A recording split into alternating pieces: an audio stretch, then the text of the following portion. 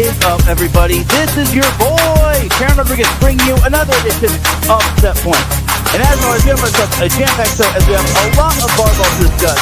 As we had not one, not two, not three, but four top 5 teams falling in NCAA men's volleyball. Who were those teams, and what happened when it came to those teams? And did those teams lose once or twice?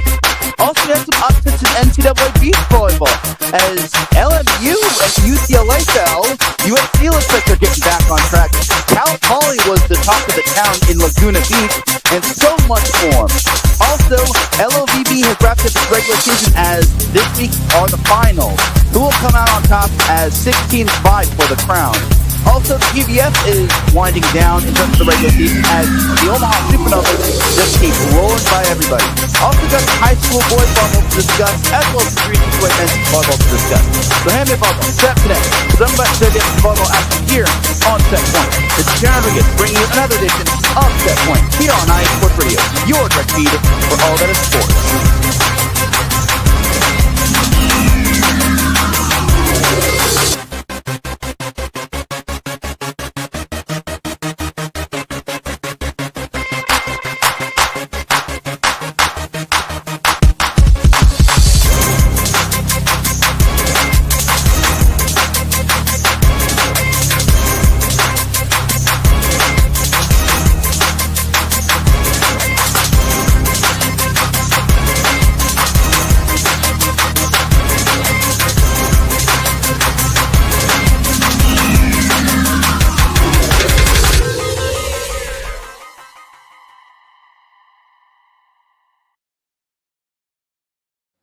And welcome one, welcome all to another edition of Set Point. Thank you all for joining me on this beautiful Monday afternoon, Monday evening, Monday wherever you are listening from. Either way, you've made your way in episode 293 of Set Point. And without any further delay, let us begin. But first and foremost, Set Point would not be where it's at without iSports Radio providing the platform to go live on StreamYard and on Twitch, hopefully. Please do follow iSports Radio on several different social media platforms such as X, Instagram, Facebook, and TikTok. Also, make sure to subscribe to us on YouTube. We would greatly, greatly appreciate it. We're trying to reach 500 subscribers by the end of this month. And with your help, we could definitely make it happen. So please, please, please definitely do subscribe to us on YouTube. Also, make sure to like this show as well as some of the past episodes of Set Point, even though some of the past episodes might not be what you want to hear. But I digress. I was an amateur back then. But also make sure to check out our website, iSportsRadio.com, and check us out on other podcast platforms such as Spreaker, Spotify, JioSaavn, iHeartRadio, Google Podcasts, Apple Podcasts, Amazon Music, and so on and so forth, and Amazon like VoiceBox and whatnot. CastBox, the list goes on and on. Also, make sure to check us out on our website, iSportsRadio.com, for all of your latest sports news, our blog, our pages dedicated to each podcast, such as Set Point, our merchandise shop, where you can cop t-shirts, tank tops, hoodies, even though I don't think you will need them, and much more. Also, make sure to check out the Hall of Fame, as yours truly is inductee number 10. Also, make sure to check out our Fans of the Month and so much more. For the last 10 years, iSports Radio has been bringing you amazing content ranging from interviewing legendary athletes, coaches, and other authorized media personnel to building tailor-made shows dedicated to all major sports cities around the country. Thank you to everyone for all of your support and for making iSports Radio your direct feed for all that sports. A huge shout out to our sponsors, Planet Jerky, Premium Brisket Beef Jerky, Seal the Deal Wax Seals, Raw Nutrition Supplements, and Vital Apparel. So without any further delay, let's get into what all those sponsors and iSports Radio is all about.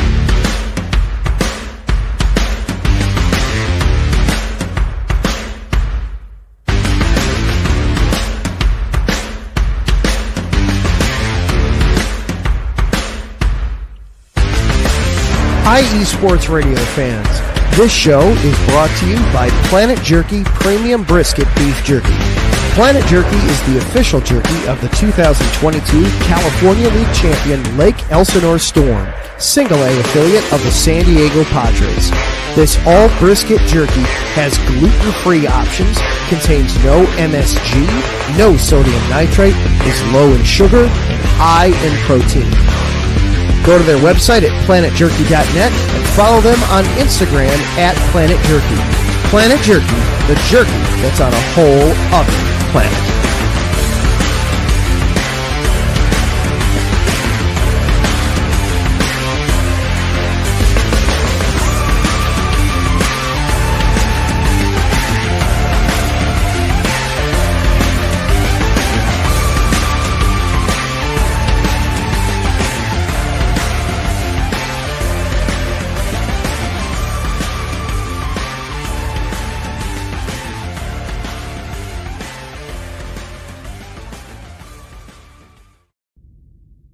rise and shine.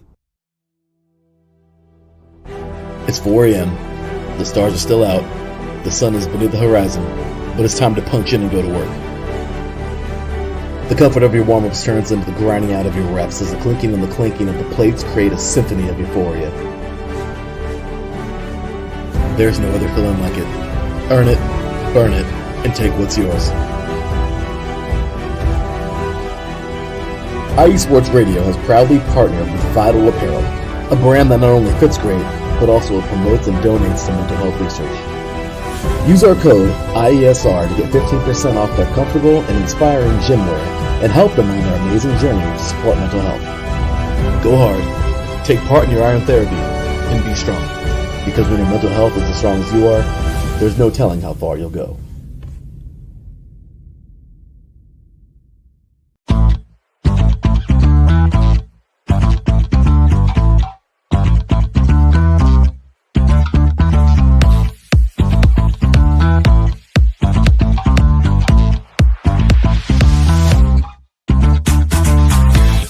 Hey there, IE Sports Radio fans. Be sure to check out our sponsor, Seal the Deal Wax Seals by Cecilia B. You just finished your very own wedding or baby shower invitations and you're looking for that extra special touch? Maybe you just wrote a letter to a relative or a friend and you want to add to their smile when they receive it. Then seal the deal with Cecilia's handmade sealing wax stamps for your invitations, letters, and gifts. You bring the deal, we'll bring the seal. You can find them on Instagram at sealthedeal_wax stamps and on Facebook, Seal the Deal Wax Seals.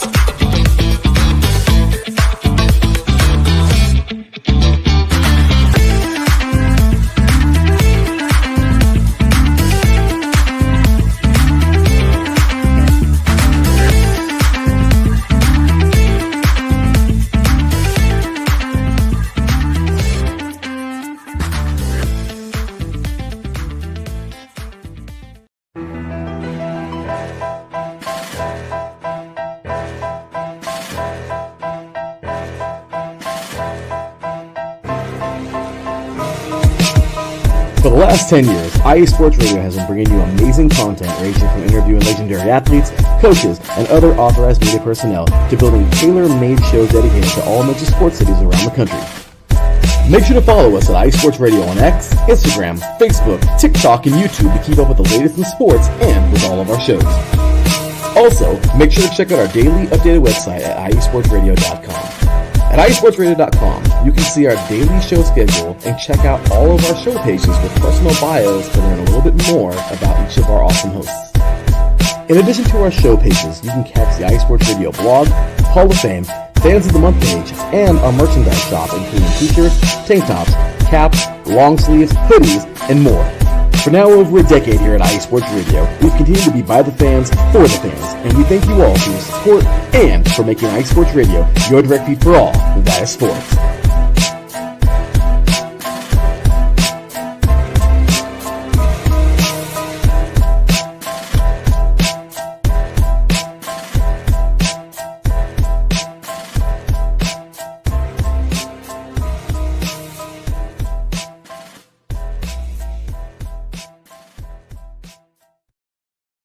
That's right, everybody. Definitely check out our amazing sponsors and also check out our most recent sponsor, Raw Nutrition Supplements.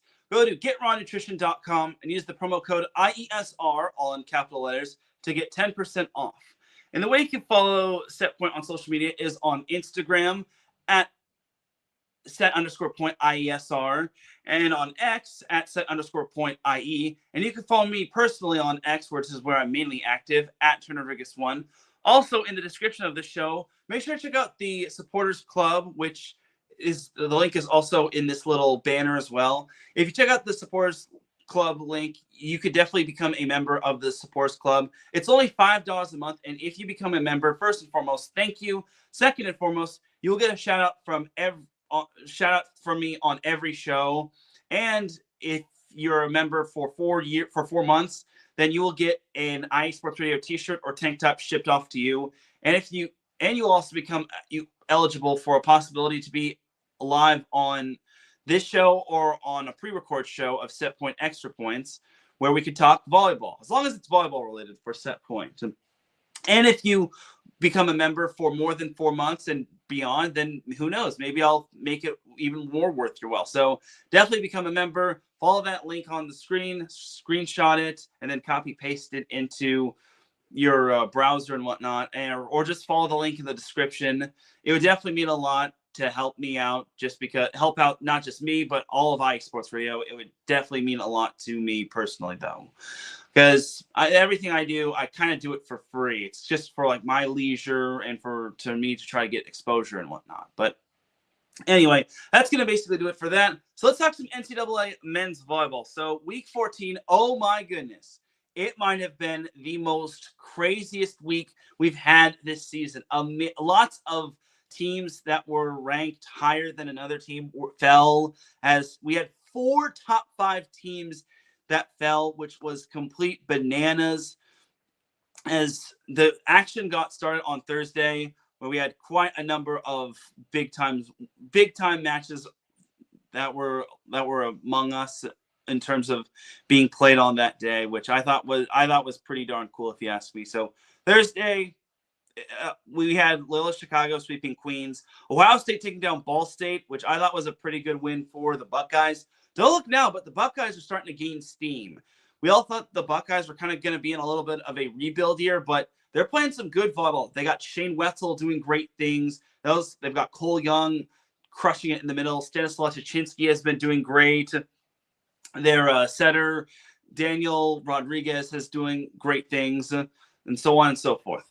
Brian Francione pops into the chat room. He says, good evening, Teran. Good evening to you too, Brian. Thank you for popping into the chat room. It definitely means a lot. So anyway, so good win for Ohio State. Ball State is kind of taking a little bit of a tumble, and you got to remember, this is the same Ball State that was selected to finish first in the MIVA, but now they are kind of going in the wrong direction, which you're about to see a little bit.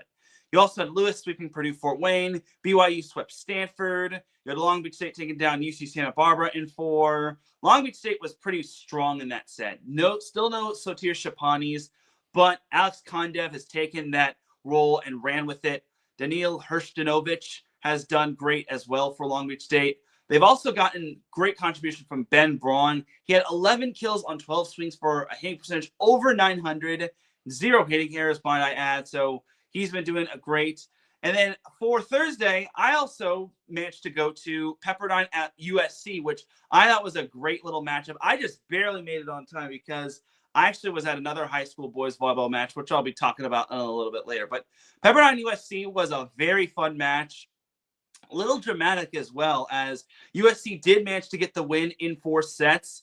But they also picked up 2 injuries, as Dylan Klein had a knee injury. He had ice wrapped up on his knee in that 4th set, and he wasn't available. Jack Duker also wasn't really feeling it after set 3 for the most part, as they had to lean on Christian Connell and Riley Hain. But USC was able to get the job done. Also was great to see Guy Guinness and Parker Tompkinson thrive in the middle, as well as Sterling Foley. He kind of had to be the catalyst. And Johnny Dykstra still did an amazing job. But Ryan Barnett and Cole Hartkey are still so tough to stop for Pepperdine. But USC was able to avoid getting upset. And they also avoided a 5th set, which was great because I could not afford to stay for a 5th set. But then again, I would have needed to in order to get home. But let's jump to Friday. Friday, we had a lot of fun matches. We had Penn State sweeping Sacred Heart, Harvard sweeping Dominican, NJIT take down Charleston in 4 in EIVA play. Lincoln Memorial swept Barton, Tusculum swept Catawba. Princeton took down George Mason in 4 sets, which was a huge win for the Tigers. BYU took down Stanford in 4. Lindenwood took down Quincy in 4, which keeps them alive for the MIVA tournament. But here's where we got a lot of good fun matches. Oh yeah, we also had Menlo taking down Concordia Irvine in 4. So the newcomer of the MPSF took down the OG of the MPSF in 4, which I thought was pretty good. And then William Jessup reverse swept Vanguard in a non-conference matchup. Nice little win for Jessup. All right, but now let's go on into some of the big upsets that we had. We had CSUN, number 9 CSUN sweeping Hawaii in Northridge. A huge win for those Matadors. I was just perplexed by this. But it wasn't just CSUN sweeping Hawaii that perplexed me. You also had Grand Canyon sweeping UCLA in Phoenix, which I thought was a big win as well. And then after that, we had UC San Diego, number 10 UC San Diego, taking down number 4 UC Irvine and La Jolla in 4 sets. And Long Beach State, they were upset last week or the previous week, but they swept UC Santa Barbara to avoid the top 5 teams getting swept trend or top 5 teams getting beaten trend. So we had 3 top 5 teams getting beaten on the first night. So, oh my good golly gracious. That was such a great week great night of NCAA men's volleyball. I mean, UC San Diego obviously is a fringe top 10 team, and they needed a big top 5 win considering they missed out on beating Hawaii. CSUN obviously needed a big time win after they got embarrassed by UC Santa Barbara. Well, not quite embarrassed, but they lost 2 matches to UC Santa Barbara. And then Grand Canyon also was kind of due for a top 10 win. Well, top 5 win for that matter. They did get the top 10 win against BYU, but they needed to protect their home court, and UCLA was the perfect team to do so. So great win for all 3 of those teams, and Long Beach State still kept its serve, and they still didn't. I kind of was impressed with Long Beach State. I thought Long Beach State was going to possibly get upset or get challenged a little bit more, but they took down Santa Barbara in 4 at the Thunderdome, and then they just handled business very nicely at the Pyramid. And then Saturday, Fort Valley State. I forgot to mention Fort Valley State took down Lemoyne, Owen, and then also Edward Waters wound up picking up 2 forfeit wins. So Edward Waters and Fort Valley State are both first place in the SIAC. And guess who plays one another this week for first place in the SIAC? Edward Waters and Fort Valley State. Also, St. Thomas Aquinas locked up the ECC regular season title as they wound up taking down Roberts Weiselin, which the ECC isn't a automatic qualifier, but the NEC is, which we'll dive on that in a little bit. But overall, it was a jumping on to the rest of Saturday's matches, we had Princeton taking down George Mason, which I thought was a big win for Princeton. And we also had Damon taking down FDU in NEC action in 4 sets. Ohio State took down Lewis in 4, which I thought was another big win for them. You had McKendree outlasting Quincy in 5. I keep trying to tell everybody, Quincy is not your grandfather's Quincy. They're a strong team. This might be their strongest Quincy team they've had in a minute. So you can't sleep on Quincy. So McKendree really kind of was fortunate to win that one, just because they've kind of been battle tested in those 5-set matches. If they hadn't played a 5-set match before facing Quincy in that 5th set, I think Quincy might have pulled off the win. But McKendree had a great week this week, courtesy of Nathan Flater, who I'll be giving some praises tomorrow. And then Purdue-Fort Wayne, the Macedons took down Ball State on their senior night in 4 sets, which I thought was a very good win for the Macedons, taking down their in-state rival. You also had UC Irvine, the match where I was at, sweeping UC San Diego. Again, first set, UC San Diego was leading for the most part, and then UC Irvine dodged 2 set points, and they wound up pulling off the first set, courtesy of a Halir Heno service ace. And then the rest of the way was all UC Irvine. Will Darcy stepped up. Nolan Flexen stepped up. Even Beck Weber, the middle blocker, who doesn't really get to see too much playing time, stepped up. Remember, Beck Weber is playing behind Max Grigoriev and Micah Goss. So I think for UC Irvine, they needed him to step up too. So overall, it was a big night for UC Irvine. They could ill afford to lose another match, especially if they want to be in consideration for an at-large in case they don't win the Big West Conference Championships. Also bouncing back from the previous night was Hawaii sweeping CSUN. They did need overtime to take down CSUN in that 3rd set, but honestly, Hawaii, I knew they weren't gonna lose twice in a row. They can ill afford to lose twice. However, they did kind of lose Kristen Tatrisky. I don't know the full whereabouts of this injury, but losing Kristen Tatrisky, especially when Hawaii plays Long Beach State at home, could be big time. And then also another team that bounced back was UCLA, but they needed 5 to do so, and they should have closed it out in that 4th set, but Grand Canyon made a crazy comeback to win the 4th set, force the 5th, but UCLA handled Grand Canyon in that fifth set for the most part, winning 15-11. So unfortunately for Grand Canyon, they just couldn't pull off the second win over those gutty little Bruins. But UCLA kind of proved that they're not fully invincible. And they're also missing not Guy Gannis. Guy Gannis is on USC. They're also missing, I'm blanking on his name. It's the opposite. Ito David. They're missing him. So, and Ito David is a fantastic server, and he also is a fantastic opposite as well. So I really wish UCLA would get Ito David back into the lineup. He's been in and out of the lineup. I don't know the whereabouts of his injury, but it is what it is. But a team that did not avoid getting upset this week was USC. They unfortunately fell to Pepperdine in Malibu in 4 sets. USC did take the first set, but then the next 3 sets were all Pepperdine as Ryan Barnett and Cole Hartke had their way. You also got to remember, however, Dylan Klein did suffer that knee injury, and he did not play against Pepperdine as Riley Hayne got the start. Jack Duker also got the start for USC, but only played the first 2 sets as it looked like he was not himself in that match.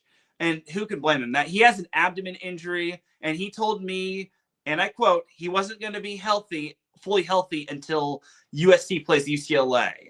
But he also told me that Dylan Klein was going to be fine, but I think it maybe could have been just a knee sprain, and Jeff Nygaard wanted to rest Dylan Klein as a precaution so he doesn't make that knee injury worse. It also could have been the case that maybe Dylan Klein's knee injury just prevented him from going, because Dylan Klein is one tough cookie. I will just say it right now. Dylan Klein is one tough son of a gun, and I think he is very key for this USC team. But so is Jack Duker. So unfortunately, USC's 10-match winning streak did come to an end at the hands of Pepperdine, but Pepperdine's a good team. The previous week, Pepperdine played UCLA tough, lost both matches, but they played UCLA tough. So that toughness was on display against USC. So it's no crying shame for USC, but it kind of does still put them in a sticky situation. It also kind of puts Pepperdine in a situation where they still could possibly, hence the word could possibly, get the number 1 seed, but it looks very doubtful. So we'll have to wait and see. And then Sunday, Damon took down Fairleigh Dickinson in 4 again. So Damon has been kicking butt and taking names in the NEC.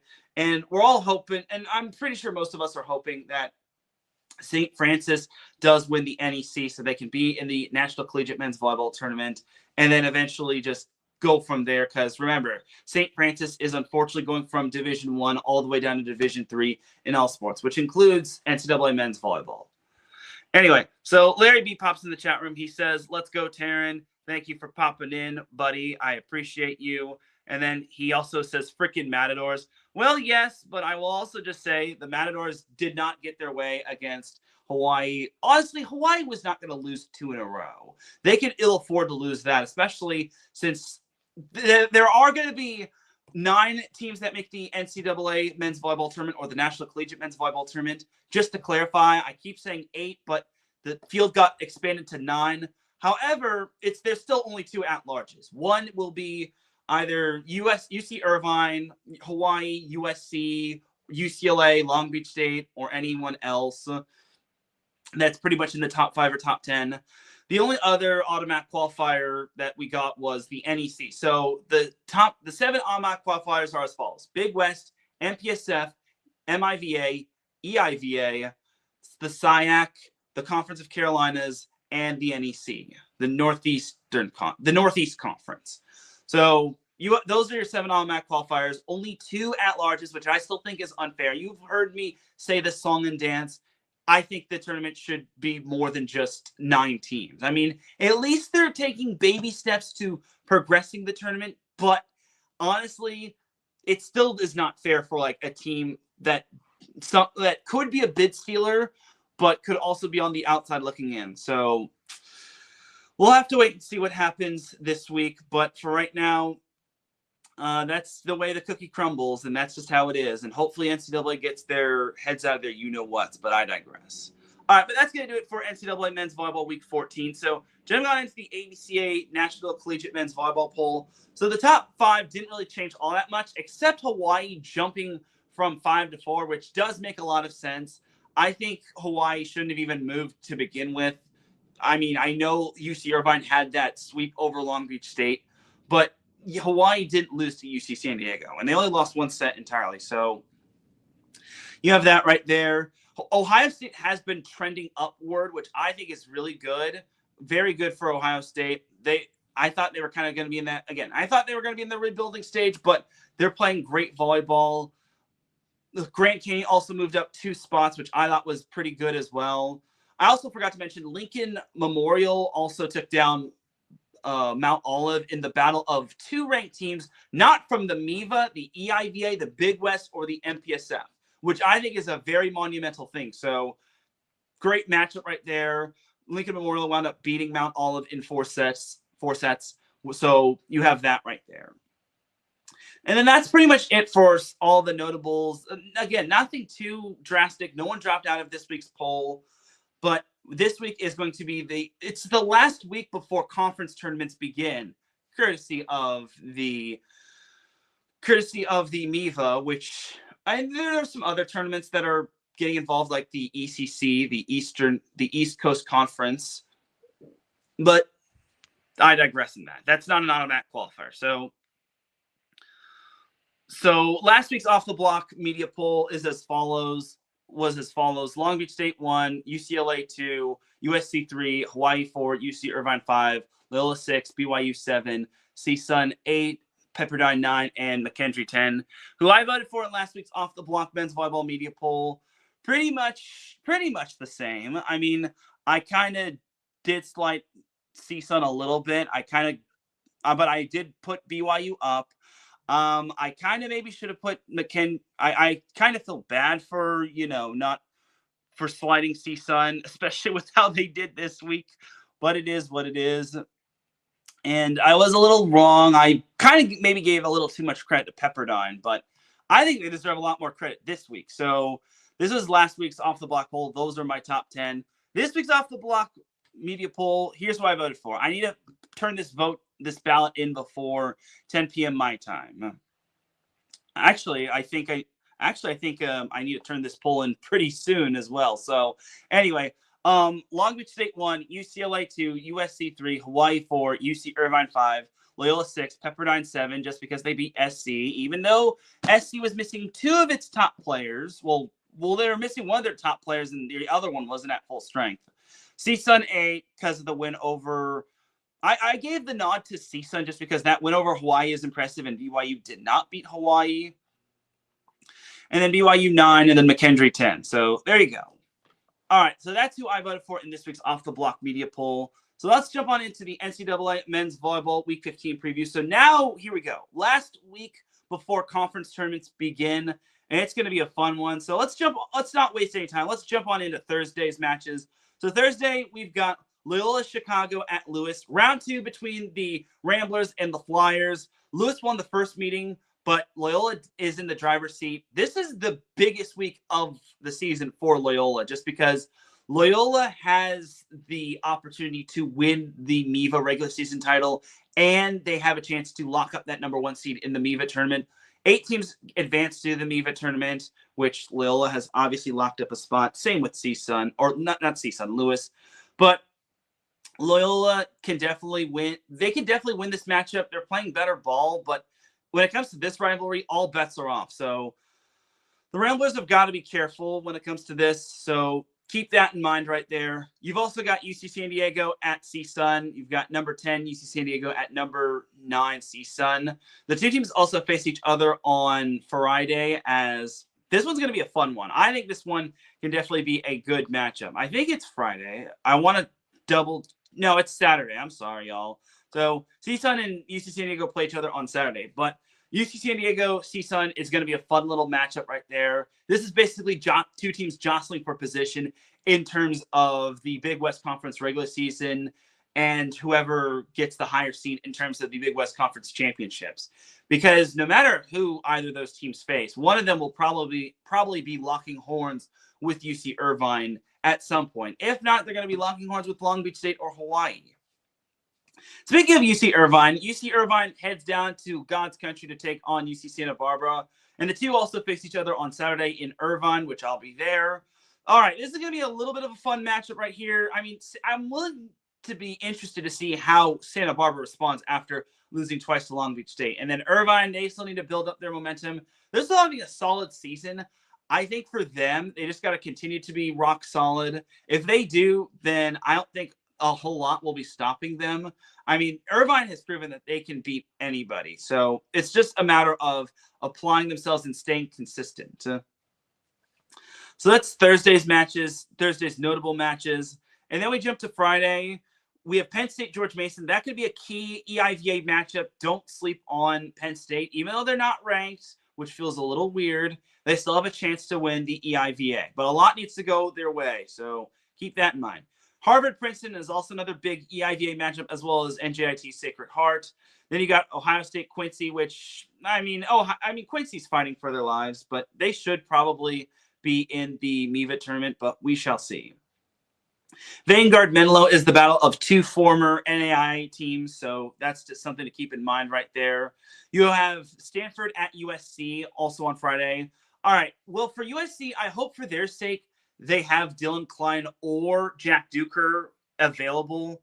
My only fear for USC is they don't have either of them available, and then Stanford gets their way. Because remember, Stanford has Moses Wagner and Teo Snui. So keep in mind that Stanford is still going to be hungry for another top 5 win. Remember, they already have a win over Hawaii, and they also narrowly lost to them in the first meeting against Hawaii. So fortunately for USC, they don't have to go anywhere past the Southern California area. Their only other road match will be against UCLA. But speaking of that, that would be a massive mistake for USC to look ahead to their next opponent. But I highly doubt USC looks ahead. I just think that they need Riley Hain and Christian Connell to just get on board. And if Jack Duker or Dylan Klein aren't even close to being 100%, then don't play them or just limit them. They also have Noah Roberts in the fold, which he actually got to see some playing time against Pepperdine. So I think for USC, they've got lots of players that can definitely get the job done. It's just a matter of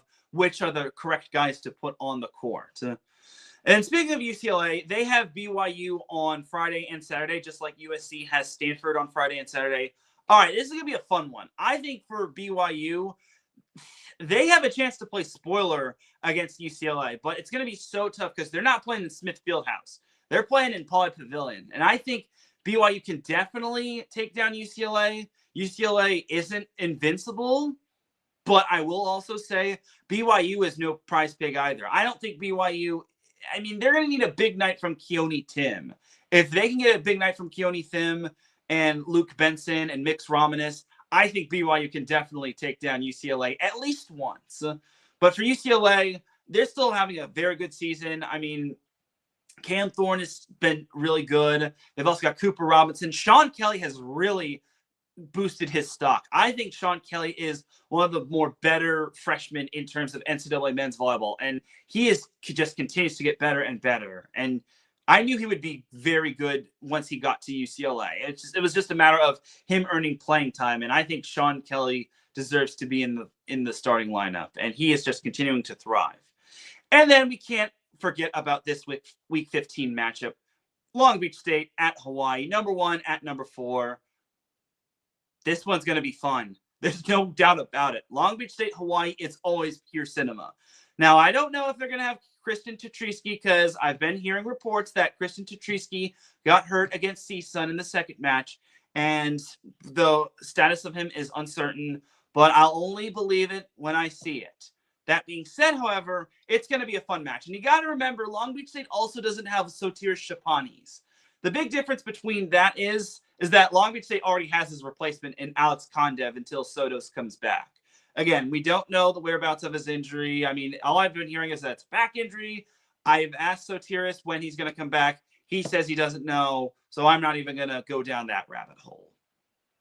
All right, jumping down to Saturday, we've got, again, the repeat matchups: Harvard at Princeton, NJIT Sacred Heart, Penn State George Mason, Vanguard at Menlo, Ball State Loyola Chicago. That's going to be a fun one, and this is basically the final test of Loyola. And here's the thing for Loyola: as long as they win at least one more match, they should have the number 1 seed. If it comes down to tiebreaker, I'm certain Loyola has the tiebreaker for that because they've got the head-to-head number of overall sets won against McKendree. So they have that going for them. But I'm certain Loyola wants to win outright in terms of the NEVA regular season title and get that number 1 seed. Then you got Ohio State Quincy round 2. You've got BYU UCLA round 2, Stanford USC round 2, UC Santa Barbara, UC Irvine round 2, CSUN UC San Diego. This time it's going to be in San Diego or La Jolla round 2.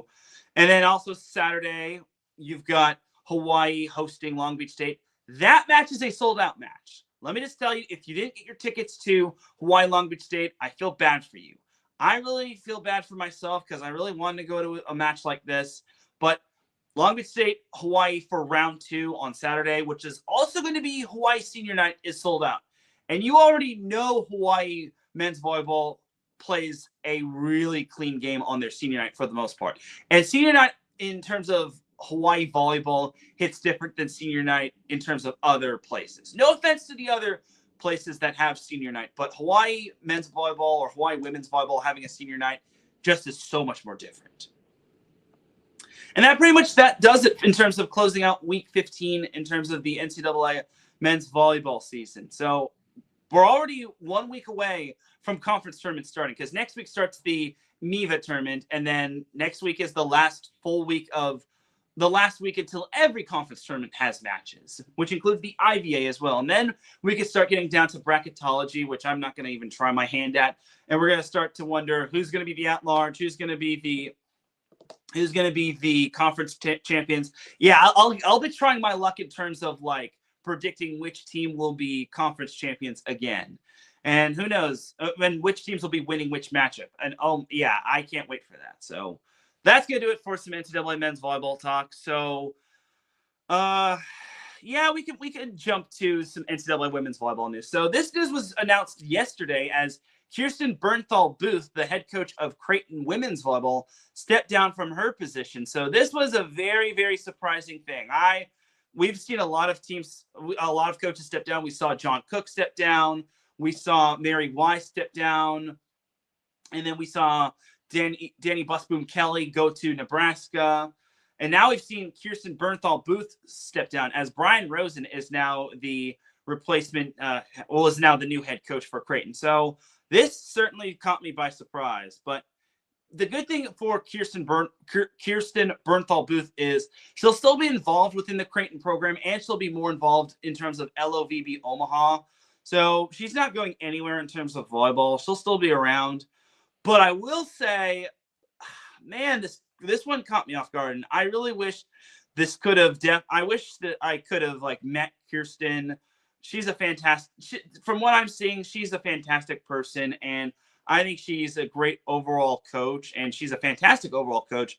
She has taken teams to she's taking teams to the NCAA tournament, obviously, but she's created a juggernaut in terms of the Creighton, in terms of the Big East Conference in women's volleyball. And this past year, she had probably her best team ever, which took Penn State to 5, mind you, in the in the Elite 8, only to lose to Penn State, which eventually wound up becoming the whole champion and whatnot. So overall, this was surprising news, to say the least. But yeah, Kirsten Bernthal Booth is no longer head coach, and the entire volleyball world's going to miss her, but she's going to do great things. She's coached Creighton for 22 years, and I will just say, I got to give her a salute for all of the work she's done. Remember, she also helped coach Teran Brasher, as she just recently got married, and now that's her real name. Teran Cloth is her maiden name, but I digress. But yeah, she's helped get players to the professional level and to the Olympic level. So all in all, I gotta give Kirsten Bernthal Booth a set point salute for everything that she did in the NCAA women's volleyball world. And it's not going to be the same without her. So salute to Kirsten Bernthal Booth. And the entire NCAA women's volleyball world will miss you, but you're not going anywhere. You'll still be around Creighton and whatnot. And whatever you do, you're going to crush it. So salute to you, Coach, and we will miss you. But again, we won't. Again, you're not going anywhere. Anyway, NCAA beach volleyball time. So AVCA Collegiate Beach Volleyball poll. So we had a lot. This was from last week. We had a lot of movement. TCU is the new number one. Amazing job by the Horned Frogs after their 3-0 weekend in the Death Volley Invitational at LSU. We had a lot of teams like shuffle around. Long Beach State's out of the top 10. LSU's back in the top 10. USC is no longer in the top 5. Remember, they lost to teams like LSU and Florida State. And now USC, in what seems like forever, is not in the top 5, which I think is pretty incredible if you ask me. Florida State's back in the top 5. Stanford is still in the top 5. Cal Poly is still knocking on that door of trying to get into the top 5. But we had quite the week in terms of NCAA beach volleyball. I think it was a very, very, very fun week, and I hope for the sake of NCAA beach volleyball fans, they got to see it. But there was actually some volleyball that happened in my backyard, as there was the Best in the West. I think it was the Best of the West tournament. Best in the West, Best of the West. Regardless, it was a lot of fun NCAA beach volleyball that happened, and I feel bad for those that did miss it, which included me. So I can't really say I didn't miss a lot. I missed quite a bit. So let's recap it. So week 7 NCAA beach volleyball recap. So we had USC taking down Stanford in 4-1, which I thought was a pretty good win for them. We had Stetson taking down LMU. Yes, the Hatters, the number 14 Hatters took down the number 3 Lions in 4 sets, or not in 4 sets, 3-2. So I got to remember, it's 3-2. So a great win for Stetson as they continue to be on a tear. You had Texas taking down South Carolina. They finished with a perfect week this past weekend. So good job to the Longhorns. You had Texas A&M Corpus Christi taking down Texas A&M Kingsville 4-1. You also had LMU bouncing back and taking down North Florida. You had FAU taking down South Carolina narrowly. You had Cal Poly taking down Washington 4-1. You had Cal taking down St. Mary's 4-1. You had TCU taking down Pepperdine 4-1. You had Texas taking down Florida State, which I thought was an impressive win by the Longhorns. They avenged their earlier loss to the Noles. Well, earlier losses. They lost to Florida State twice previously, but now Texas was able to get their lick back and take down the Noles. Great win for Steinmetzger's program. You also had Hawaii taking down Stetson in a nice little upset win. So great, nice little upset win for Hawaii. They haven't had too many of those, so great job to them. We also had LSU taking down FAU 3-2. Nice little win for the Tigers. Arizona State took down Pepperdine in a narrow 3-2 win. Good win for the Sun Devils. TCU swept Utah. You had Florida State taking down LSU in the battle of 2 classic beach volleyball rivals. You also had USC take down Hawaii 5-0, which was good, pretty good on their behalf. You had Stanford taking down North Florida 5-0. UCLA took down Washington on Friday 5-0. So there's Friday's matchups right there. Saturday we had another very good slate of beach volleyball matches. We had Tulane taking down FIU 5-0. What happened with FIU? They have gone down the toilet and then some. You had Florida State sweeping Florida Atlantic. Stanford swept Washington. TCU edged out Arizona State 3-2, but the Horned Frogs are still on top. You also had Long Beach State taking down Stetson in a narrow 3-2 win, so good win for the Beach. TCU took down Arizona 4-1. Nice win right there. Cal Poly took down LMU in what seems to be like their first win of their program over the Lions, winning that one 3-2. As the fifth, that came down to the final match of the duel, and the Cal Poly pair was down 14-11, but they wound up winning the third set 20-18, which I thought was banana loopies.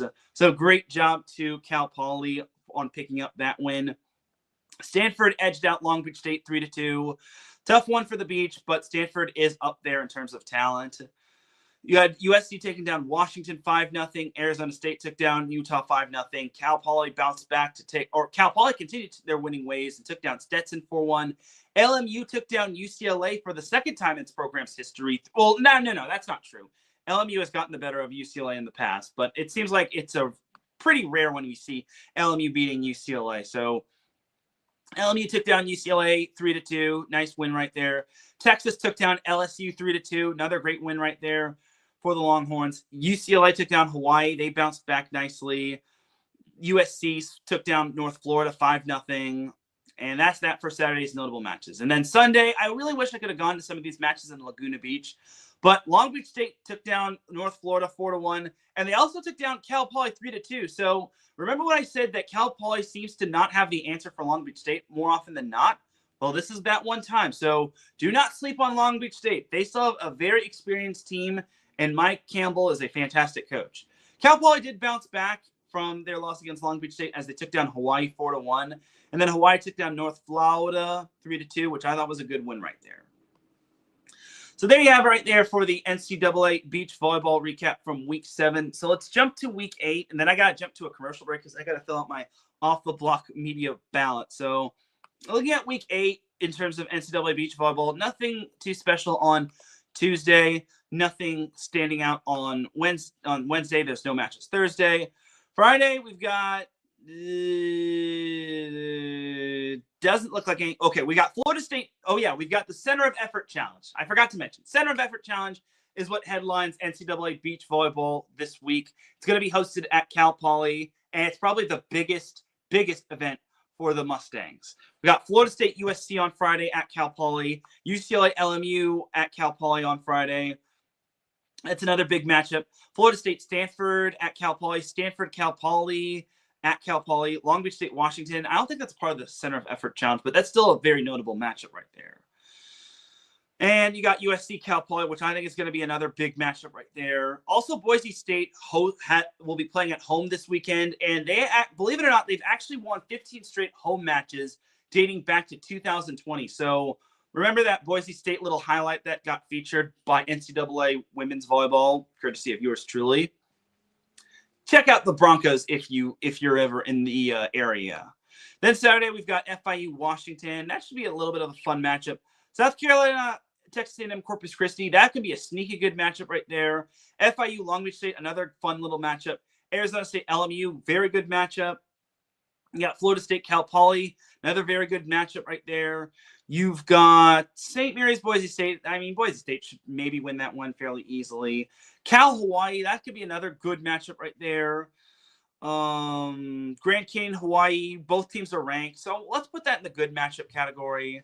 And then Cal Poly, and then LMU TCU, that's going to be another fun matchup right there. Grand Canyon Cal, that's another good matchup right there. And then Cal Poly has an opponent to be determined on Saturday, according to the NCAA website. Then Sunday, we've got TCU, UCLA. That's the rubber match right there for the Horned Frogs and for the Bruins. And we've got Grand Canyon Cal on Sunday, and then Grand Canyon Hawaii on Sunday twice. And then we've got Cal Hawaii on Sunday as well. So there you have it right there. That's the NCAA beach volleyball rundown. I kind of need to skim through that, but there's going to be a lot of beach volleyball matches this week, and we're getting close to the postseason where conference tournaments are going to be a thing, and then AMAT qualifiers will be punched. So we're going to take ourselves a quick little commercial break. When we come back, we've got some Pro Volleyball Federation to discuss, as well as some LOVB to discuss. And then we've got some high school boys volleyball and some 3C2A men's volleyball. So keep it locked here. You were listening to Set Point here on IE Sports Radio, your direct feed for all that sports. We'll be right back after this.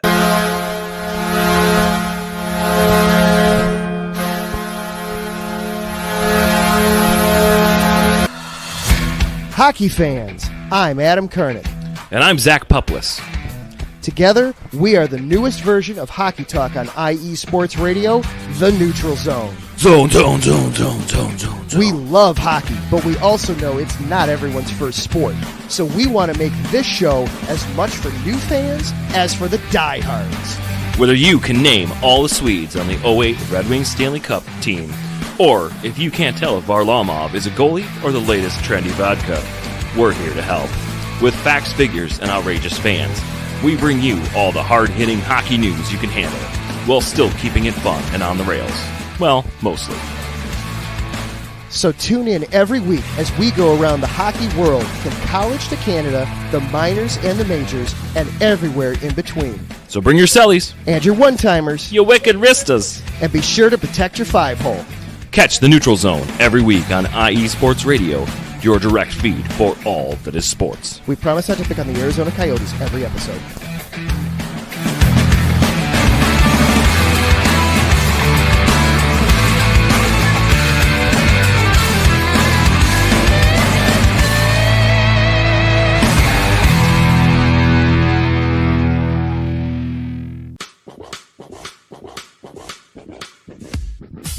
Hello, sports fans. It's me, your boy Larry B, and I want to walk you through the world of sports.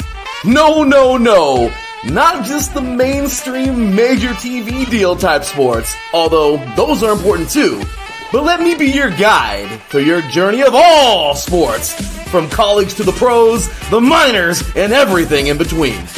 Each week, we are talking sports galore with true diehards just like you from a hardcore fan's perspective that's sure to quench your thirst around leagues you may know all too well and some you may even discover here. That's right, sports fans. If you love sports of all kinds, enjoy hearing amazing sports stories, and respect all sports because you know how difficult any of them can be to play or compete in, then this is your show. Join me, your boy Larry B, on the defining moment each week here on IE Sports Radio, your direct feed for all that is sports, and let the sports come to you.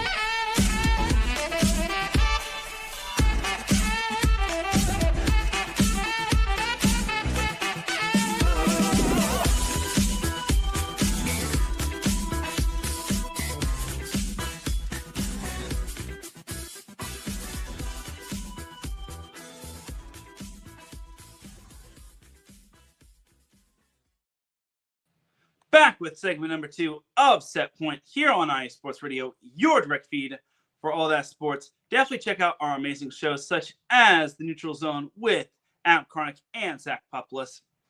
Also, make sure to check out The Defining Moment with Larry B. He does a great job with all of the shows that he does. But anyway, let's get on back into the volleyball action. So let's talk some LOVB. So LOVB was in its last week of its regular season. So week 14 actually got started on Thursday when LOVB, I think it's, week 13. Oh, no. Yeah, it is week 13. Gosh darn it. So hang tight for a minute. Gotta fix this really quick. But anyway, how's your guys' day? I can't believe I got my weeks mixed up. This week is week 14 and whatnot. So boom. There we go. Week 13 recap. So week 13 got started last Thursday when Omaha hosted Atlanta. This was the battle of the worst team in the league versus the best team in the league. And Atlanta, even though they didn't have much to play for, they wound up taking down Atlanta in straight sets. By the way, Mark Schuerman was on the PA for this match. Lucky dog. I mean, I'm just kidding. Not lucky. He does an amazing job in terms of PA announcing, and I can only hope to follow in his footsteps, and I can only hope to kind of follow, not like in his footsteps, but I can only hope to one day be part of these leagues. But anyway, for Atlanta, they were led by Danielle Catino, who had 12 kills and 7 digs. They also had Mackenzie Adams with 10 digs and 12 digs and 10 kills. Kelsey Cook had 12 kills and 9 digs. For Omaha, they were led by Jordan Larson, who had 13 kills and 8 digs. Kim Drunlock had 12 kills and 11 digs. So the takeaway for this matchup is this. Omaha wasn't going to be jumping anybody unless they wound up winning and then Austin were to lose. But I think Omaha was kind of stuck in its position, in the position that where it was at. So Atlanta didn't have much to play for. I'm surprised they didn't rest most of their starters, but I guess you want to have momentum. You don't want to have rust. So there you have it right there. And then we can jump on into the final weekend of Weekend with Love, or LOVB, as LOVB Madison played at host LOVB Salt Lake. And Madison continued its hot streak. They wound up winning in 4 sets over Salt Lake, as Sarah Franklin was actually the player of the match. She actually led the way with 12 kills, and she also had 3 digs. Who else had 12 kills? Obviously, Annie Drew Schumacher, who had 12 kills and 13 digs. Jennifer Janiska actually led the way with 13 kills for LOVB Madison. And that was actually their 7th straight win, which I thought was very impressive. Where LOVB Salt Lake, they were led by Roni Jones-Perry, who had 13 kills and 8 digs. Heldy Casanova had 12 kills. But that was pretty much that right there, as Salt Lake did suffer, pretty much got locked into the 4-5 seed. they weren't going to really jump Madison anyway. So this was kind of this week was kind of the last week of trying to build momentum going into the finals. And then last Saturday we had the de facto matchup. We had LOVB Houston taking on LOVB Madison. And in unfortunate fashion for Madison fans, they unfortunately saw LOVB Houston get the win. Now, in the defense of Madison, it's so tough to win on back-to-back nights, especially when you have less than 24 hours rest, which I think is pretty unfair. I don't want to say this to nitpick, but I think that's a little unfair if you're a team that has the short end of that stick. Like LOVB Madison would have needed to play perfect volleyball to beat Houston with less than 24 hours rest. And meanwhile, Houston didn't even play last night, so they were refreshed and ready to go, as Micah Hancock was actually the player of the match for LOVB Madison. I'm sorry, not LOVB Madison, LOVB Houston. And she just continues to be on a tear in terms of her season. She's just so entertaining in terms of her overall gameplay. She just sets the ball. She sets the ball well. She has a dynamite jump serve, which I think is just pretty darn amazing, if you ask me. As Hancock had 2 kills, but she also had 35 assists, and she had 4 digs and 1 service ace. Even so, I take back what I said. Her jump serve can kind of sometimes backfire, but I digress. Meanwhile, for LOVB Madison, they were led by Annie Drew Schumacher, who had 13 kills. Sarah Franklin had 9 kills. Claire Chausse had 6 kills, but it wasn't enough. As look, again, the silver lining for this is that Madison wound up losing, but not in the LOVB final. So would they have liked the bye? Absolutely. But they're going to have to live with being the 3 seed. And they're still playing great volleyball. They went undefeated in the entirety of March, and they went undefeated following them finishing 6th in the LOVB Classic in Kansas City. So I think for LOVB Madison, they are going to be the most dangerous team to watch out for. And honestly, do not be surprised if they wind up winning the whole thing. They've got talent. They've got gobs and gobs of talent. All right, and then the other match was pretty much already decided. The seedings were already decided as LOVB Salt Lake took on LOVB Austin in the last regular season match of the LOVB inaugural season, where LOVB Salt Lake took down LOVB Austin in 5 sets. So good win for Salt Lake. It didn't really change the seeding all that much, as Salt Lake is the 4 seed while Austin is the 5 seed. It doesn't really change all that much. The 2 will actually be playing in the LOVB finals this weekend. So, all right. Let's preview the LOVB finals. So, yeah, it's called the LOVB finals. I'd rather call it the LOVB playoffs or LOVB championships, but I think LOVB playoffs would have been better. But LOVB finals is what it is. So, all right, and now it's time for me to make my pick. So, first matchup we have is, by the way, all these matches are going to be played at the KFC Yum Center, which was the place where the previous NCAA Women's Volleyball Final Four and National Championship was hosting. Anyway, so first matchup we have is LOVB Austin versus LOVB Salt Lake. First and foremost, I'm glad this is being played at a neutral site. I would have hated to have seen any team from that league get a home court advantage, which if they weren't like the number 1 seed, but I digress. All right, first and foremost, LOVB Austin versus LOVB Salt Lake. All right, this one's kind of going to be tough. I mean, Austin just lost to Salt Lake, but at the same time, Austin has some pretty darn good athletes on their roster, and they've played some teams tough. And they obviously had, I think they weren't they the one that had the coaching change? It was either them or Houston, but I digress. All right. But Austin has they have gobs of talent, but so does Salt Lake. I think we're kind of underselling. I'm underselling Salt Lake here, and most of us are kind of underselling Salt Lake. But Austin versus Salt Lake, this is kind of tricky when it comes to looking at both of these teams. I mean, both these teams, there's not much separating a lot when it comes to these teams. I mean, Austin finished in 5th place while Salt Lake finished 6th. Well, yeah. Salt Lake finished 4th. Austin finished barely 5th. And that was kind of because of the, I think it might have either been because of points. The points for and against and the overall sets for and against were all in favor of Austin compared to them in Salt Lake or them in Omaha. But Austin and Salt Lake. Look, I really want to pick Austin here. I think Austin definitely has a shot at winning, especially with Maddie Skinner and Logan Eggleston. I just think that Salt Lake is just they're a little bit more consistent. Austin has lost 4 straight, it looks like. And honestly, it just is so tough to trust Austin at this point. I mean, I really want to pick Austin, but that 4-match losing streak, and they just lost to Omaha the previous week. Well, you know what? Give me Salt Lake. I'm going to regret this pick, but give me Salt Lake to beat Austin. I think Austin will give Salt Lake a challenge, but I think Salt Lake will come out on top barely.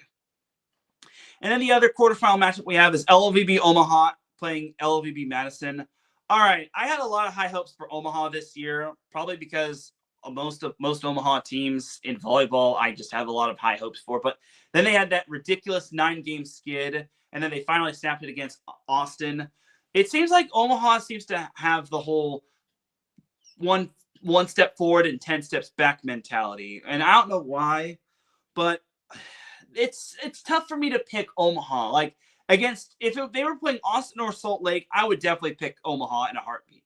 But they're playing LOVB Madison, which they were just coming off of a loss, but they had less than 24 hours rest, and they were playing a 4-set match prior to that. So, in my opinion, the safe pick would be going for LOVB Madison. I hate to have to pick against Omaha, and Omaha fans are probably going to kill me when it comes to that, but I have no reason to not pick Madison to win this one. I think Madison wins this one fairly handily.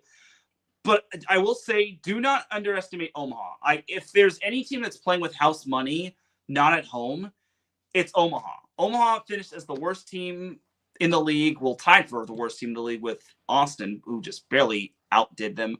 But I will say, I think LOVB Madison this one's going to be one easier said than done.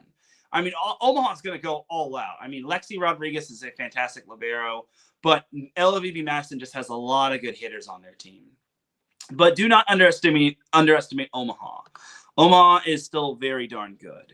All right, and then for the semifinals, I get if my predictions are correct, Salt Lake will play Atlanta, and then Madison will play Houston. So, look, between Salt Lake and Atlanta, regardless of who Atlanta plays, I got Atlanta making it to the LOVB championship game. By the way, this will be on ESPN2. So the semifinals will be on ESPN, and this will be on Friday. So I hate to say it, but I got Atlanta advancing to the final. I mean, I hate to say that, but I honestly, LOVB Atlanta will advance to the final. I can't imagine LOVB Atlanta not advancing. The first semifinals at 3:30 p.m. Pacific time. So that's something to keep in mind right there. But Atlanta, no matter who they get between Austin or Omaha or Salt Lake, they're advancing to the final. Book it. And then for Houston, look, if Houston draws, I can't imagine Houston wouldn't be getting Austin or Salt Lake. If they go with lowest seed remaining, plays the highest seed remaining, and then let's say Omaha pulls off the upset and then Austin beats Salt Lake, then I can't imagine they would do it in that format. But crazier things have been done, and nobody really gave me the manual for this. But if Houston draws Madison, I'm going to go out and say it, even though Madison will have probably less than 24 hours of rest, I think Madison advances to the final. If they draw Houston, which most likely is going to be the case because they would be the highest seed regardless of what happens between Austin and Salt Lake, I got Madison advancing to the championship. I mean, I know Houston just beat Madison, but Madison had less than 24 hours of rest. Now Madison will have a little bit more rest on their hands depending on what happens with the Omaha match. If they can beat Omaha in a good amount of time, then they'll get the full 24 hours of rest. But this is kind of the gripe I have with the LOVB having matches on back-to-back nights. I think they should have the semifinals on back-to-back nights and then the quarterfinals with 1 day of rest. But then again, that could be adding more rest for the teams that have a bye, but I digress. And then my projected final will be LOVB Atlanta taking on LOVB Madison. Man, this is going to be tough. I want to give Madison a shot, but it's so difficult. I think Atlanta, Atlanta's going to be really tough to take down, but the Atlanta Vibe in the PVF was the number 1 overall seed, and they wound up losing in the semifinals. You know what? Forget it. Give me LOVB Atlanta to win the whole thing. It's the safe pick. Atlanta has been consistent throughout most of the year. I know they lost in the LOVB Classic, but that was basically just an in-season tournament. I think LOVB Atlanta is going to really strut their stuff, and I don't think they're going to have to deal with with LOVB Houston, just because that's based on my projection. If Houston does manage to draw someone other than LOVB Masson, Houston will advance. But if Houston draws Masson, Masson will advance. LOVB Atlanta, LOVB Masson will be decided and won by Atlanta. But again, crazier things have happened. I think LOVB Atlanta just has more consistency under their belt. I mean, Madison has definitely played a lot better volleyball following the LOVB Classic, but I think Atlanta has a little bit more firepower in their arsenal. So that's that right there for my LOVB Finals preview. Let me know what your LOVB Finals preview, what your LOVB results are. And if you get it all correct, then I will gladly give you a shout out on next week's show. And who knows, maybe I'll also make it worth your while with a gift card. Anyway, let's jump into some PVF. So PVF Week 14 recap and Week 15 preview. So we only had a few matches last week, as we had matches only on Saturday. Yeah, Saturday. Yes, only matches on Saturday. So we had 3 matches. First matchup was the Indy Ignite versus Columbus Fury. And believe it or not, in surprising fashion, the Fury wound up protecting its home court in Nationwide Arena and taking down the Indy Ignite in 4 sets, which I thought was very good. Like, the Fury were up 2-0 on the Ignite, and I was intrigued. I was like, huh? Indy Ignite are down 0-2 to Columbus? But Indy just did not play their best game. Columbus did.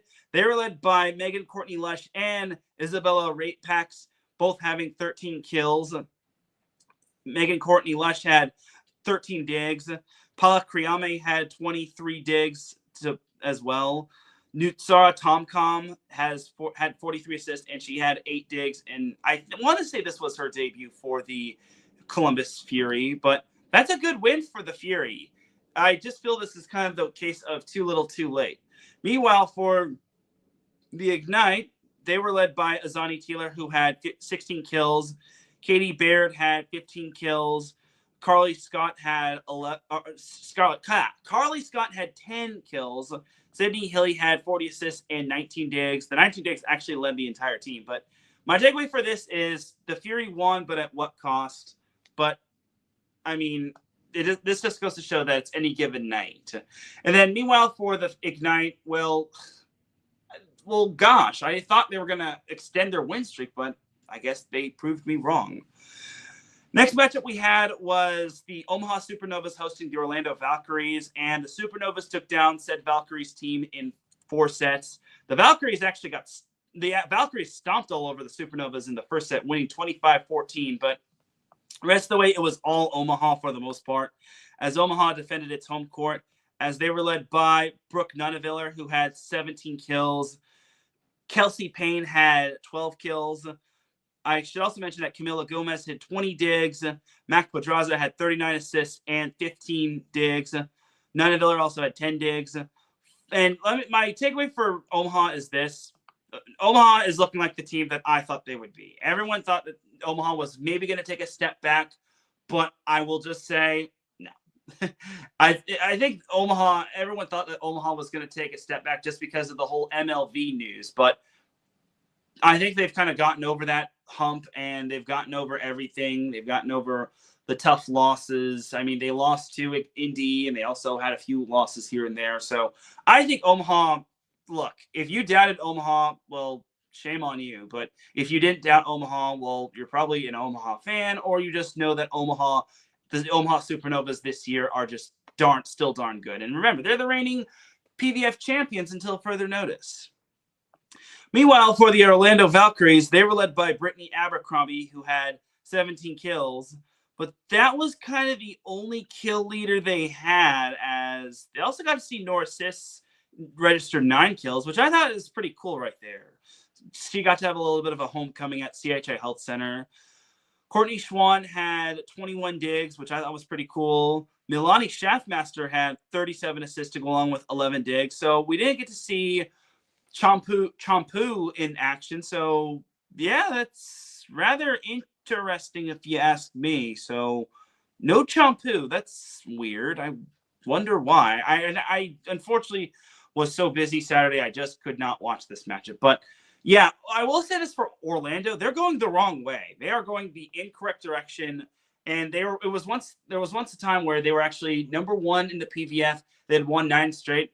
And then the San Diego Mojo kind of knocked them off their high horse. And now they've kind of gone backwards. And the Atlanta Vibe are now in second place. But they didn't play last week. The 2 teams that did play on Saturday as well are Grand Rapids Rise and the Vegas Thrill. And the Rise pretty much straight up tore past the Thrill in straight sets in Grand Rapids, as the Rise were led by Carly Snyder and Eleanor Holthaus, both having 9 kills. Snyder had 10 digs. Elena Ogilvy had 12 digs as well. They also got 33 assists from Cameron Turner, who also had 9 digs. The Thrill, I mean, there's no real takeaway for the Rise. I mean, the Rise, I will say the Rise have now surpassed the Thrill for 5th place. And maybe they can make a playoff push, but honestly, I wouldn't hold my breath when it comes to that. Meanwhile, for the Vegas Thrill, they were led by Hannah Maddox, who had 9 kills. They also got 7 kills from Allison Mayfield. But yeah, the Thrill are just going through it. Like, there's even just when they thought they were back on track, they're just now going even further and further back. So now week 15 starts tomorrow when the San Diego Mojo hosts the Atlanta Vibe.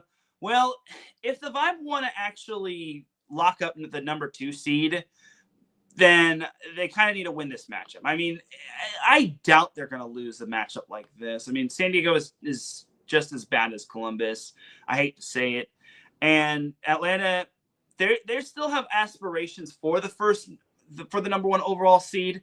My only thing with that is they're going to need to run the table, and they're going to have to hope that Omaha loses a few games along the way. So Atlanta, San Diego Mojo, as long as Atlanta plays their game, they're not losing to San Diego. End of discussion.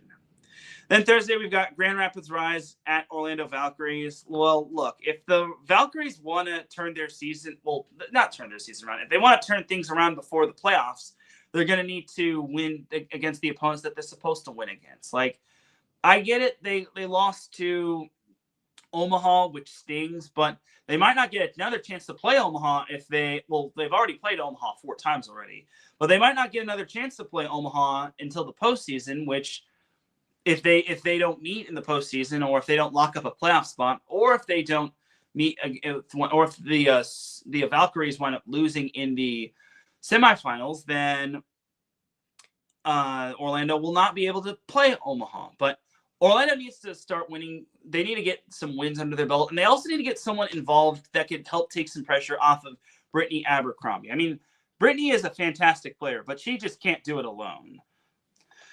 And then also on Thursday, the Omaha Supernovas are playing at the Vegas Thrill. Something to note, this year's PVF championship match will be played at Lee's Family Forum in Las Vegas. So that's going to be pretty cool right there, seeing Sin City host the PVF championship. But the host team won't be able to play in the PVF championship unless Vegas manages to turn their season around. And remember, Vegas had that nasty losing streak, and then they finally snapped it, and then now they're on another losing streak. So Vegas has got to get their you-know-what together if they want to have some hope of making the postseason. And then Saturday, we have the Grand Rapids Rise at the Indy Ignite. Well, Indy's got to bounce back if they want to fully lock up a playoff spot. I mean, they're in good shape. I mean, they're 3 games ahead of the Grand Rapids Rise, but if I'm the Ignite, I would flush the loss to Columbus down the toilet and get back to playing some darn good volleyball at Fisher's Event Center, because they've got great players. I mean, Teeler and Hilly are both fantastic players, but they can only do so much. The other players have got to step up too. And then for the Rise, if they want to have any sort of hope of making the playoffs, winning this match would be big. Then also Saturday, we've got the Atlanta Vibe at the Orlando Valkyries. This could be big for second place. Also, this match is being played on Volleyball TV. The Vibe are just playing great volleyball as of late. The Valkyries really need to turn it around, and this week's a huge week.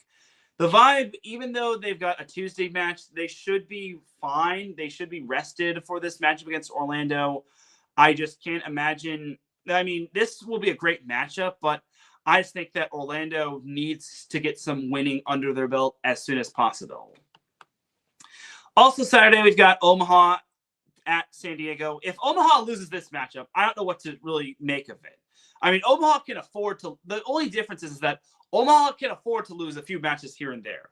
San Diego, at this point, they're in win-now mode. Otherwise, there will be no playoffs. I mean, they're not going to make the playoffs. They would have needed to, run the table the rest of the way, and they would need help all along the board. But, yeah, I can see Omaha winning this one, but crazier things have happened. Then Sunday, we've got the Columbus Fury and the Vegas Thrill on FS2 to close off Week 15 of the PVF. Well, the Thrill, I'm just going to say this right now. If the Thrill lose this, it's pretty much over in terms of trying to make the playoffs. I get it. Things happen. Injuries happen. Ebbs and flows happen. But you also got to remember, Columbus was the team that started this whole 9-match losing streak for Vegas. And they were the ones that pretty much broke the Vegas Thrill at this point. So I wouldn't be surprised if Columbus wound up winning, but I also wouldn't be surprised if the Thrill wound up having to pull off a dramatic 5-setter. So that's that for Week 15 of the PVF. I know I kind of had to skim through that, but I'm kind of already an hour and a quarter into this whole thing. So we're going to take one last commercial break. When we come back, we've got some 3C2A men's volleyball to discuss, and we've got some high school boys volleyball to discuss, as the team from Chicago really shined last week. So keep it locked here. You were listening to Set Point here on iSports Radio, your direct feed for all that sports. We'll be right back after this.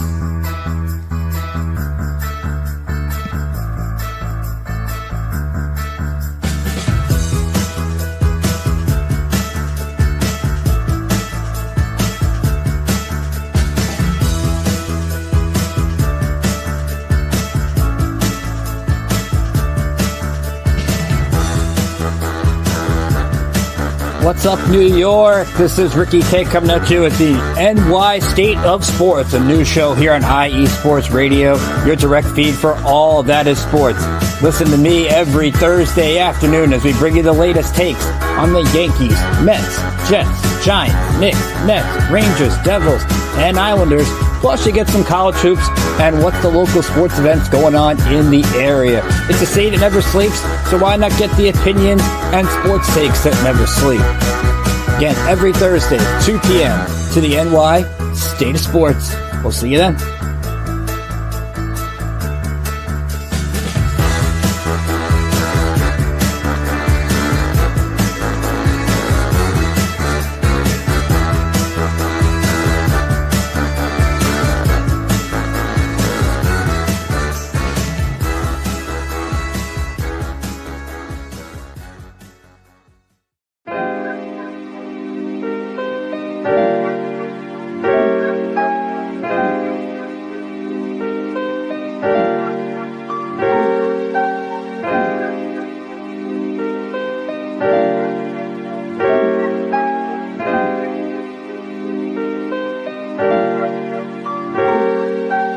Hello, ladies and gentlemen. My name is Davidson. It's your boy, Dentarius Locke. And we are the hosts of Fast Break here on IE Sports Radio, where we discuss everything in the world of basketball from prep to the pros. You guys should definitely check us out, man. Sunday, 8 p.m. Eastern, 5 p.m. Pacific. We got all the basketball information you guys need, so we look forward to you guys listening in. And please do, because we are the best basketball show on this side of the Mississippi. And please do check us out on Twitter at FastBreakISR. D-Lock, where's our time again? 8 p.m. Eastern, 5 p.m. Pacific. That gives you guys plenty of time on a Sunday. Tune in.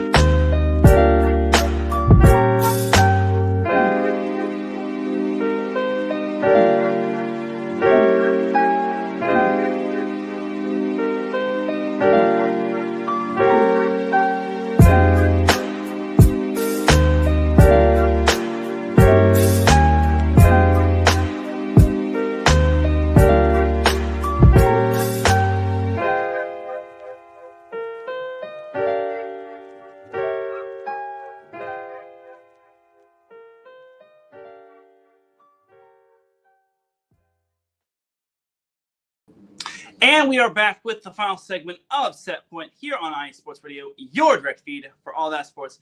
Definitely check out those two shows, New York State of Sports with Ricky K and Fast Break with Dentarius Locke and Davidson Crooks. Also, it felt good to see Davidson Crooks, or not Davidson, Dentarius Locke back on Fast Break. I know he's been through a lot, and I'm happy to say welcome back to Fast Break. All of us at IE Sports Radio definitely missed you, and I'm glad to have you back on the broadcast. So anyway, let us close off the show by talking some 3C2A men's volleyball. So it's the last week of the regular season, as the season's actually already underway, or the week is already underway, as Golden West is playing Santiago Canyon.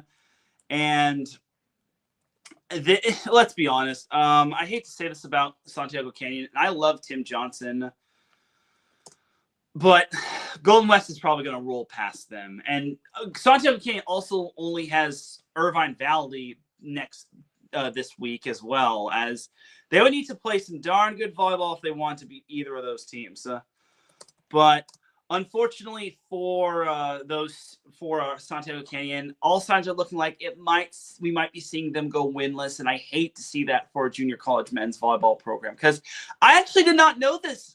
Alan Knight told me not this last Saturday, but the previous Saturday, before Long Beach State was playing UC Irvine at the Bren, he told me that Golden West was ready to close down their men's volleyball program until Nick Amato got hired.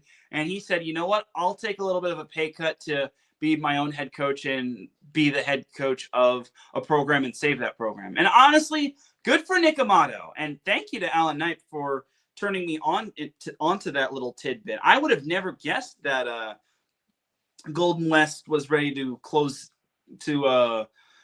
get rid of its men's volleyball program.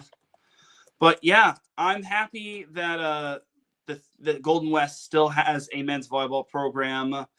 And thankfully for Nick Amato, he has that team trending in the right direction. So all in all, that's a little bit of some lore news right there. But now let's talk about the last week in terms of the 3C2A men's volleyball season. So let's get on into it. So jumping over to Wednesday. We had a bunch of matches. We had Golden West taking down San Diego Miramar in straight sets.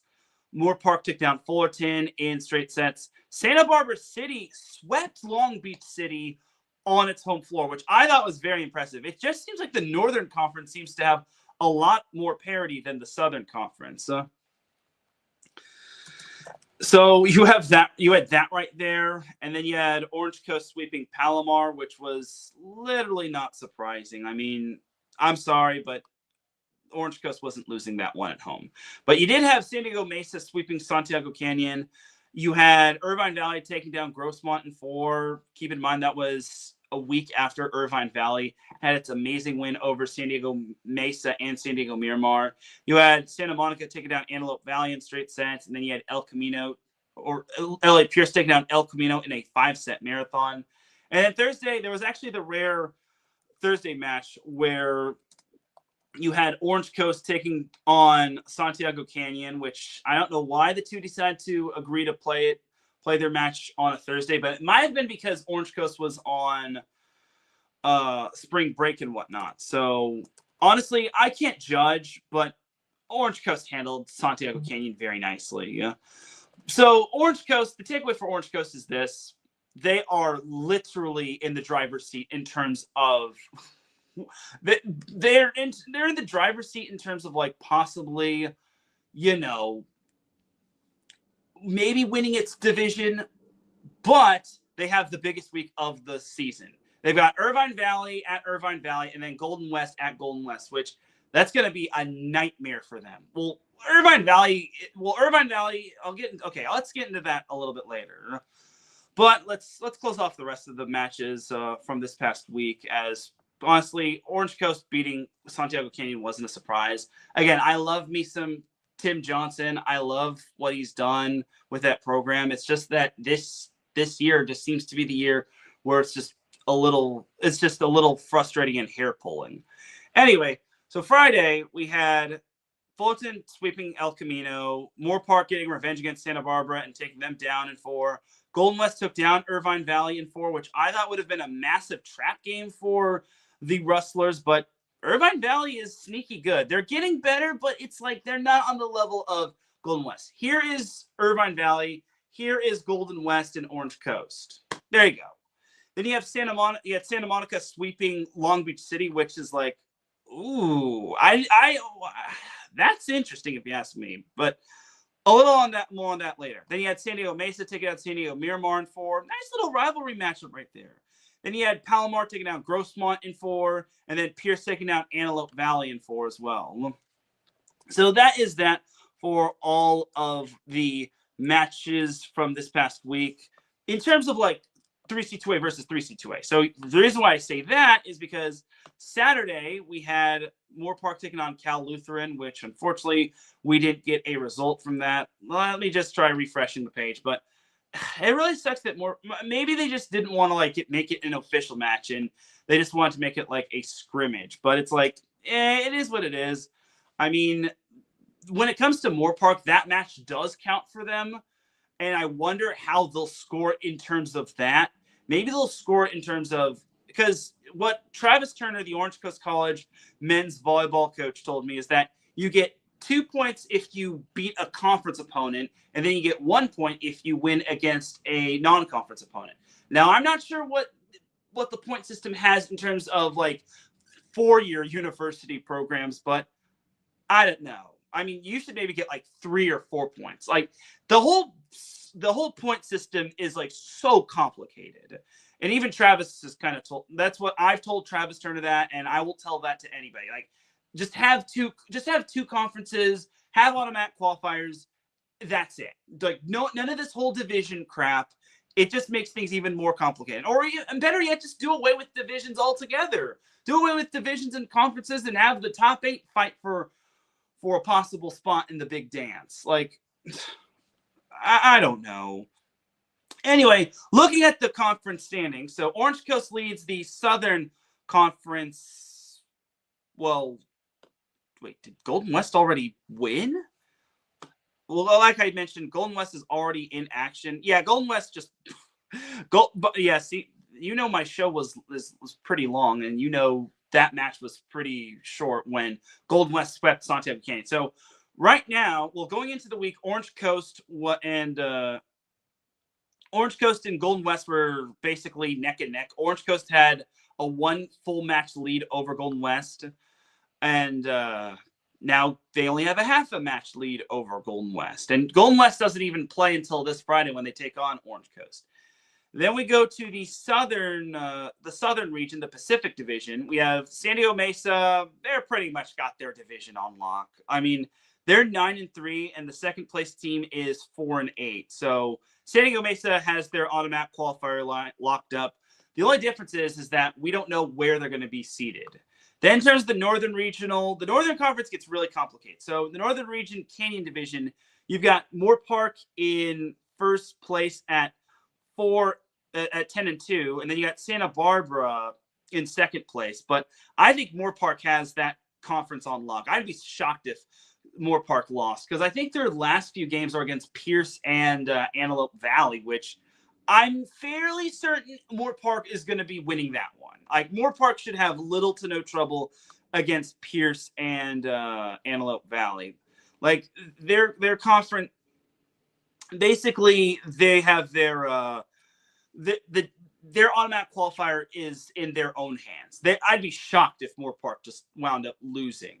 And I guess the Cal Lutheran match was an exhibition match, which that wasn't the case for Orange Coast and Jamestown, but I digress.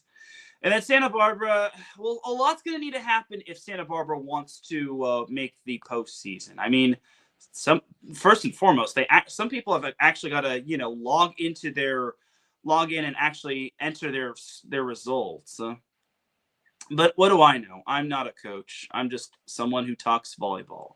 Anyway, so yeah, someone needs to log in and add that Long Beach City, they beat Long Beach City. So there you have it right there. That's pretty much, and then, yeah, but I would kind of be surprised if Santa Barbara missed out on the tournament. And then for the Northern Region Central Division, you've got Long Beach City all alone in first place. I mean, they're 9-3, but Santa Monica is like right on their coattails. But if I recall correctly, Long Beach might have the easier path to winning the whole that division. I mean, they've got El Camino and Fullerton. My only fear is that Fullerton beats them, and then it's a first place tie, and then they got to boil down to what Santa Monica does. But Santa Monica should be fine. If I recall correctly, their final few games are not a whole lot threatening. I mean, they've got El Camino and Fullerton too. But anyway, so that's that for the 3C2A in terms of men's volleyball for going into this week. So now let's preview who everyone plays and what's going to be on the line, and then we'll talk a little high school boys volleyball. So as we all know, Golden West swept Santiago Canyon at Golden West, 25-12, 25-16, and 25-12. Yeah, it's not ultimately surprising. All right, again, no offense to Santiago Canyon, but this was kind of expected. All right, now for Wednesday. You got Santa Monica, El Camino, probably going to be won by Santa Monica. Santa Barbara, Antelope Valley, probably going to be won by Santa Barbara. San Diego Mesa, Palomar. Mesa's probably going to win that one unless they rest their starters. Miramar, Grossmont. If Miramar wants to have any sort of hope of making the playoffs, they're going to need to win that one. Long Beach Fullerton's probably going to be the match that headlines that night. Moore Park Pierce, I'm sure Moore Park's going to win. And then Irvine Valley Orange Coast. See, if I didn't have plans Wednesday, I would totally go to this matchup. Unfortunately, that is not the case, and I've got plans, and I can't go past them because it's family plans and whatnot. So there you go. So there you have it right there for Wednesday's matches, as we actually had Mikey Two Guns popped in the chat room. He says, let's go, Teran. Thank you, Mikey. I appreciate you. All right, so now let's jump to Friday's matches, and then we will close the book on the 3C2A in terms of men's volleyball. So we had Fullerton, Santa Monica. That could be a little bit of a fun matchup. I mean, if Santa Monica thinks they're going to waltz their way in and pick up the win, that's not going to happen. Long Beach, El Camino, I'm sure Long Beach is going to win. Moore Park, Antelope Valley, Moore Park's going to win, most likely. San Diego Mesa, Grossmont, that's going to be a special night for San Diego Mesa. Pierce, Santa Barbara, I'd be shocked if Santa Barbara lost that one. Miramar, Palomar, Miramar should win. And then Irvine Valley, Santiago Canyon. I mean, I hate to say this about Santiago Canyon, but Irvine Valley's going to probably win. But the big matchup, and this is probably the match that's going to decide maybe the 1 seed. Orange Coast versus Golden West. Now, Orange Coast has a big week, obviously, as Orange Coast plays Irvine Valley. Irvine Valley could be a massive trap game for the Pirates. But if Orange Coast does get past this week, then they're going to be such a threat for come playoff time. And the big thing to know is that Orange Coast might get Andrew Kargas back. Andrew Kargas was their big catalyst when it came to their season. But I will also say that losing him a few weeks ago in the second match against San Diego Mesa really hurt them. And the fact that Orange Coast has played really well without him speaks to the depth that Orange Coast has. Now, this week is going to be a big test for them because Golden West, they have a chance to do something that they haven't done in a hot minute, and that's actually win their conference. They have not won a conference title since 2013. It's been over 10 years since Golden West wound up winning a conference title, let alone a state title, let alone had a deep playoff run. Anyway, so Golden West has that chance, but if Orange Coast can play a cleaner game, I think Orange Coast might actually have a shot at beating Golden West. It certainly isn't going to be easy because I imagine Golden West is going to be inviting everyone from the Huntington Beach area to their match, except for like the high school teams. They're going to be playing in their match. Cheers. Anyway, that's going to do it for the 3C2A in men's volleyball. All right, now let's talk some high school boys volleyball. So last week I saw Huntington Beach take down Corona Del Mar in 4 sets. So the Oilers have a chance to win their first league title since 2016, which would mean, and they'd also have a chance to win their first CIF Southern Section title since 2015 when they wound up capping off a 3 straight three-peat when they had TJ DeFalco, Josh Tuaniga, and all those other guys. But yeah, Huntington Beach, they also played in the Santa Barbara Tournament of Champions, but they wound up finishing 3rd. They lost to Marist of Chicago, Illinois in 4 sets. Yeah, I'm not kidding you. Marist of Chicago, Illinois was strong in that tournament. So I actually got to see Marist on Thursday, but Miracosta just straight up thrashed him. But that was because that Marist just got off the plane. They flew right to California that day. They were going to play Miracosta, which I don't know about that one.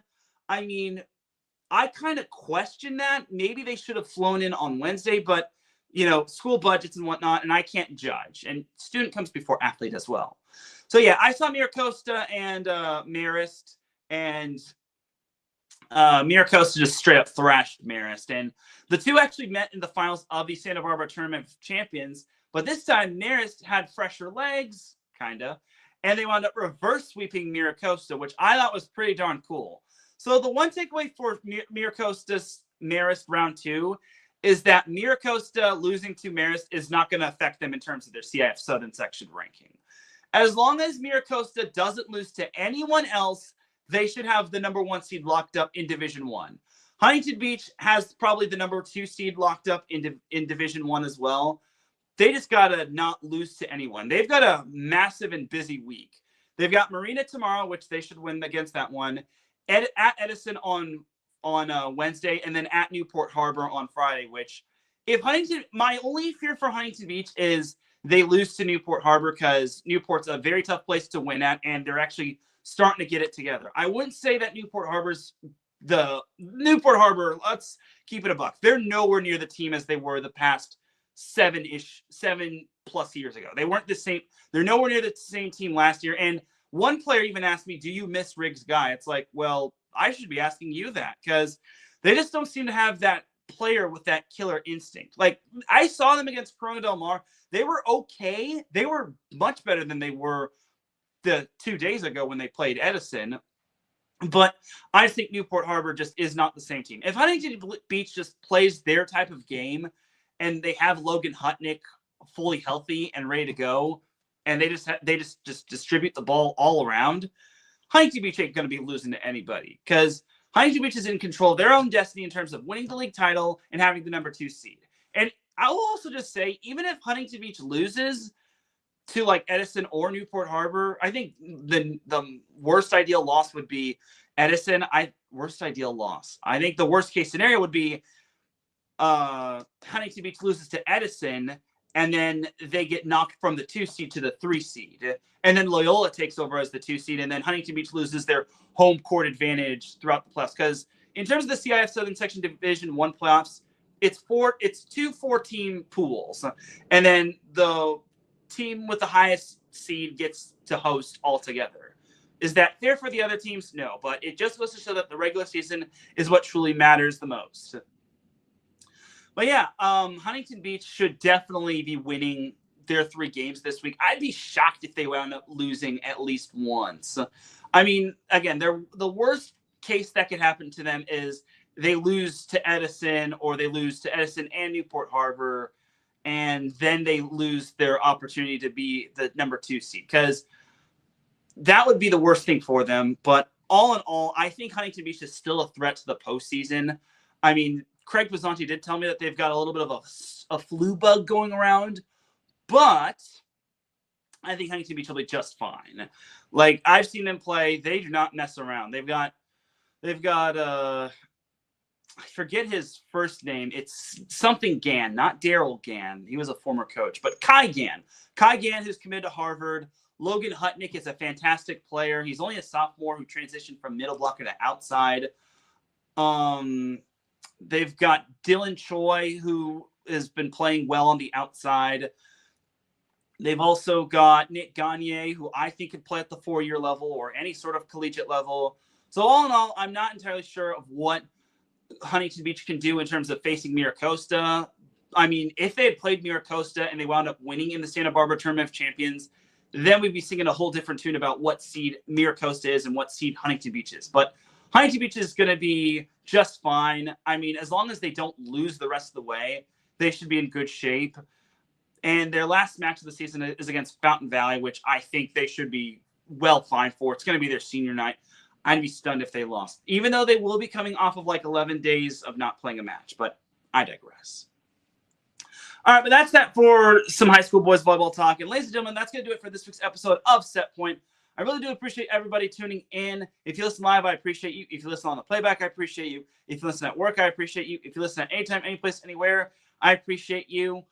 I will probably be doing SoCal Thursday because I actually do have plans of going to that Golden West Orange Coast match on Friday. So I will have to move SoCal around, but I will have it at noon. So we shall see. But for everyone here at iSports Radio, this is Teran Rodriguez signing off. Have a great rest of the week. Enjoy all of the volleyball action, whether it's high school, the pros, or collegiate. And I will see you Thursday for the SoCal Supreme Sports Show. Have a great week, everybody. Peace.